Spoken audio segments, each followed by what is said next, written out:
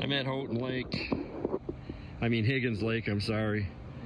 And the ice just went out a day ago, and seems like ice north of 55, most of the lakes have went out yesterday and today. Otsego was open today, so there's a few lakes still with ice on them up north, but most of them after today will be open. A lot of places the docks aren't in yet, so.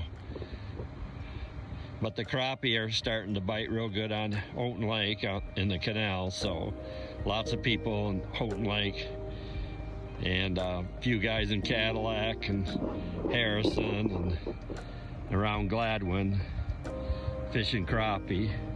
Guess they're getting a few crappie at Spider Lake by Traverse City, and the canals are open there in Gaylord, so they think the crappie and the perch and the bluegill will be in those canals this weekend. So a lot of guys are going to hit Otsego this weekend. The steelhead fishing has still been fair, I guess, but they planted a lot of fish in the river, so there's lots of little ones in the river right now, so the guys are having a hard time fishing because those little ones are nibbling on everything. So, but they are still catching a few steelhead. In the upper, they still got ice, so hopefully that'll start going out. The perch are biting down the coast from Grand Traverse Bay, Crystal Lake, Portage Lake, Manistee Lake, PM Lake, Pentwater, White Lake, and Muskegon, and many of the inland lakes